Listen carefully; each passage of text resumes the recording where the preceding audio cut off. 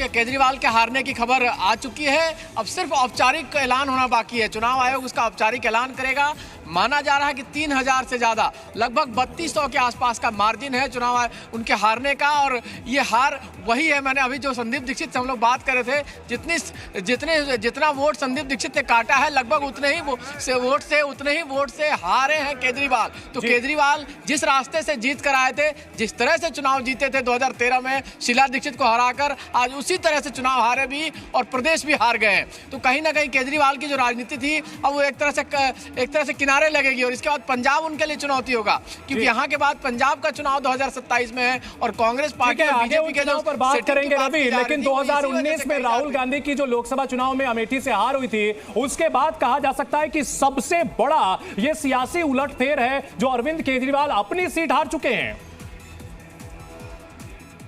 बिल्कुल बिल्कुल सही कहा आपने। इतने बड़े नेता का, जिनको पूरे देश में एक बड़ा कद बनाया था उन्होंने, सुशासन के नाम पर, करप्शन फ्री सरकार देने के नाम पर, लेकिन करप्शन में लिप्त हुए, शराब घोटाले में लिप्त हुए, तमाम शीश महल का कांडा और ये सारी चीजों ने उनको एक्सपोज किया। और एक्सपोज करने के बाद बीजेपी ने उसका फायदा उठाया और आज बीजेपी ने उनको हराया है। और आज कांग्रेस भी उतनी ही खुश होगी जितनी बीजेपी। और सबसे बड़ी बात यह है रवि त्रिपाठी की दिल्ली के पूर्व मुख्यमंत्री और दिल्ली के पूर्व उप मुख्यमंत्री, ये दोनों चुनाव हार चुके हैं और सबकी नजरें दिल्ली की वर्तमान मुख्यमंत्री यानी कि आतिशी पर टिकी हैं। क्या वो कालका जी सीट बचा पाती है, नहीं बचा पाती है? लेकिन एक सबसे अहम बात जो नई दिल्ली सीट को लेकर है, जो इस वक्त दिख भी रहा है, 3500 के करीबन वोट लिया है संदीप दीक्षित ने। और आपने कहा थोड़ी देर में ऑफिशियल ऐलान हो जाएगा कि वो सीट का वोटों का अंतर कितना रहा। अगर 3000 के वोटों के अंतर से हारते तो सीधे सीधे आम आदमी पार्टी यही कहेगी कि कांग्रेस ने मिलकर हराया।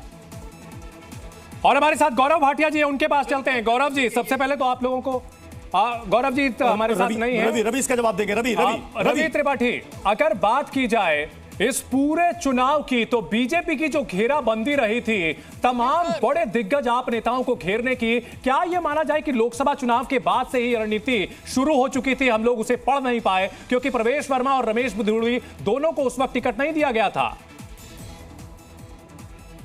अब बिल्कुल देखिए, बीजेपी को कहते हैं ना, बीजेपी हर चीज़ है सोच समझ के करती है, बड़ी रणनीति के तहत काम करती है और उसको फिर स्ट्रेटजी के तहत आगे भी बढ़ाती है। हर चीज़ तरीके से काम किया गया। 1 साल पहले से काम शुरू, प्रवेश वर्मा का टिकट काटना, रमेश बिधूड़ी का टिकट काटना और दोनों को महत्वपूर्ण जगहों से टिकट लड़ाना। रमेश बिधूड़ी भी आगे चल रहा है, आपको बता रहे हैं सीएम आतिशी भी हारने की स्थिति में है, कगार पे ही है। लगभग 2000 वोट के मार्जिन से बिधूड़ी भी आगे चल रहे हैं। तो इन दोनों को मजबूत जगह से चुनाव लड़ाना, मजबूती से चुनाव लड़ाना और तमाम मुद्दों को लेकर आना कि कैसे मिडिल क्लास को अपने पाले में करना है, उसके लिए आपको बजट में किस तरह का ऐलान करना है, कैसे 8वें पे कमीशन का ऐलान करना है, कैसे केजरीवाल को एक्सपोज करना है, चाहे शीश महल के मुद्दे पर, चाहे तमाम और मुद्दे पर। रवि एक बात है, अभी मनीष सिसोदिया ने मीडिया से बात की, उन्होंने अपनी हार को स्वीकारा। उन्होंने जब से उनसे पूछा गया कि इसके लिए आप किसे मानते हैं, उन्होंने कहा कि अभी इस पर हम एनालिसिस करेंगे तब जवाब देंगे। लेकिन अरविंद केजरीवाल का हारना, ये एक बड़ी नैतिक जिम्मेदारी लेनी पड़ेगी पार्टी के मुखिया को, राष्ट्रीय संयोजक को।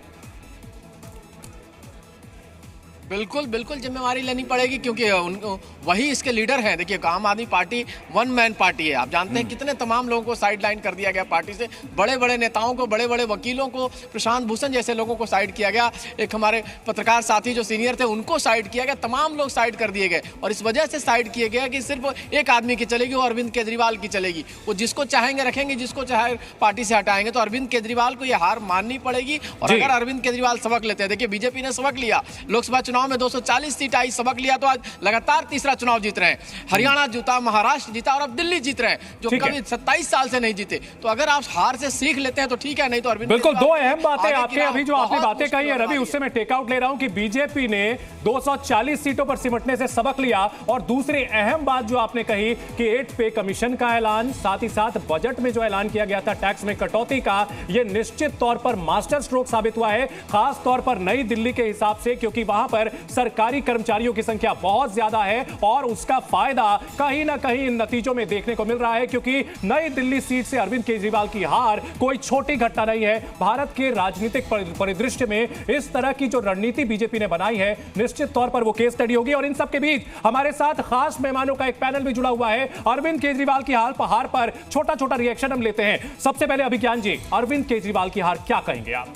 पहले दिन से कह रहा हूं, ब्रांड अरविंद है। उन्होंने पार्टी बनाई, अन्ना आंदोलन से निकल कर, अन्ना को धोखा देकर उन्होंने ये सब किया।